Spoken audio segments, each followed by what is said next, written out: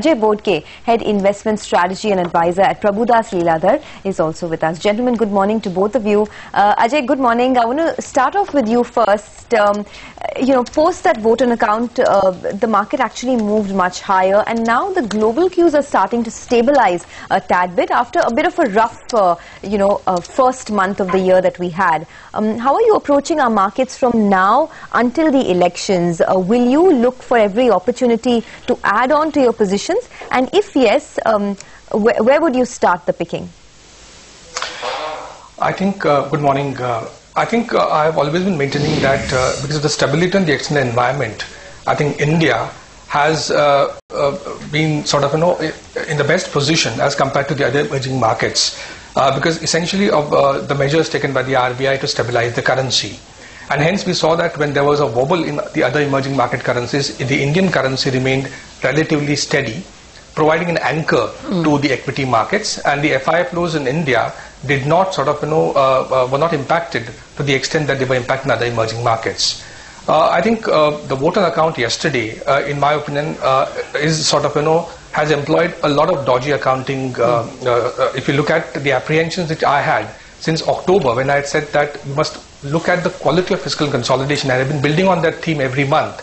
And if you dig deep into numbers, I think, the apprehensions have come true. So I think the market sort of is skeptical about both 4.6%, how it has been achieved, and obviously the 4.1%, which clearly looks to be based on lofty projections on the revenue side, on the disinvestment side, as well as he will not have the same cushion that he got from the non-tax revenues, essentially on the telecom side. I like what point out one measure. I think in October when I had raised this issue, there was an announcement that there will be austerity measures and 10% cut in non-plan expenditure to the extent of 1.1 lakh crores. And today, if you look at the numbers, the total cut in non-plan expenditure has only been around 19,000 crores. And the main cut has come, as I was worried about, in the plan expenditure to the extent of 80,000 crores. So overall, I think the market knows that the deficit ought to have been 1% higher than what has actually been announced. So I think taking that into consideration, that would provide, in my opinion, some sort of a concern insofar as the up move for the rally is concerned. All eyes, as you rightly said, will be on what kind of dispensation ascends to the throne in Delhi and sort of, the investment cycle revival. Because whatever sort of, you might say about 6.6 lakh crores of projects being cleared by CCI, on ground, the construction companies and cement and steel demand is not picking up. I would be worried about the up move in the market. I would wait and not jump into the cyclicals whole hog. I would have a balanced portfolio with the tradable sector sort of having a large chunk in the portfolio. IT and pharma will continue to be a large part. Selectively, I will go into cyclicals. All right. That's, of course, a comprehensive analysis of how you're approaching the next 6 months. Ajay, now to give some flesh and bones to the broad argument you made about your skepticism about future highs. What will your mix of IT stocks be? Will you have some mid-cap IT stocks, and what would be the avoid in that mid-cap IT? Yeah, I think the IT portfolio, I think, would comprise of the large cap names like Wipro, which has been a preferred top pick, followed by Infosys. I think we are looking as a house a target price of around 700 rupees for Wipro in the medium term. In Infosys, I think our view is that the target price of 4,550 over 1 year period we are looking at. Tech Mahindra is the third name that we prefer in the large cap space. In the mid cap space, our preference lies with NIT Technologies. The stock has outperformed, done very well. In fact, it was quite strong yesterday too. We believe that in the medium term, the company, in fact, the quarterly results have been extremely strong. They've got a very large order, and both in the transportation vertical, I think they're doing extremely well. There, I think we are looking at a target price of around 470 rupees with the 1 year perspective.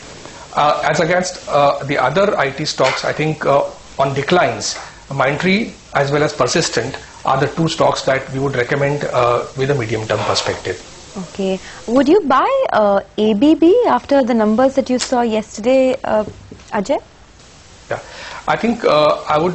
The valuations make me worry of plunging into ABB right now. I believe that in calendar year 14, the stock is trading in upwards of 40 times calendar year 14 earnings. I think the euphoria essentially was because of the power division doing slightly better. But I think I would be skeptical. I would still confine myself to the biggies, like Larsen and Toubro, where valuations are comfortable and as compared to the other competitors, it is in a far stronger position in terms of balance sheet.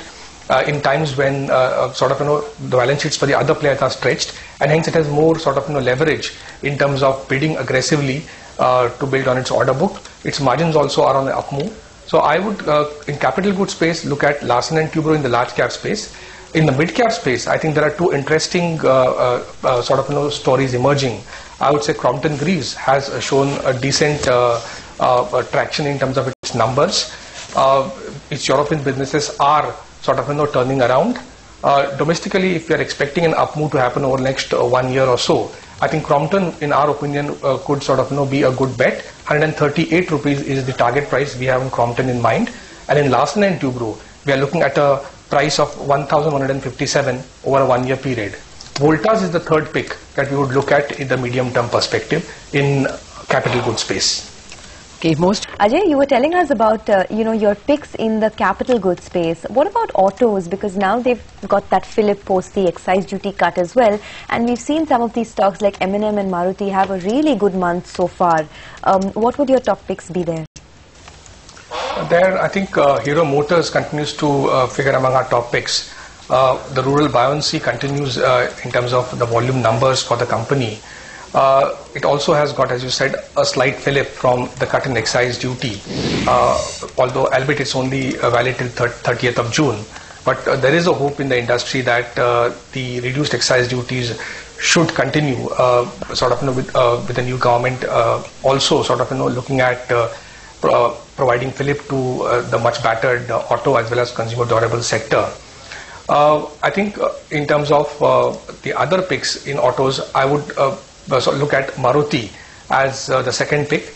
In auto ancillary space, we particularly like Apollo Tyres. I think we have a target price of 138 on Apollo Tyres. And Motherson Sumi has been our a stock that we've been recommending for the last 1 year.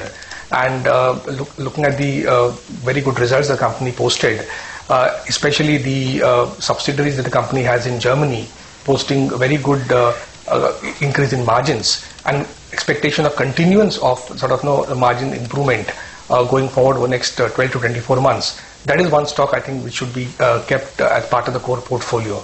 So Hero Motors, Apollo Tyres and Motherson Sumi would be the auto and auto ancillary pack that I would look as a core part of portfolio in the medium term.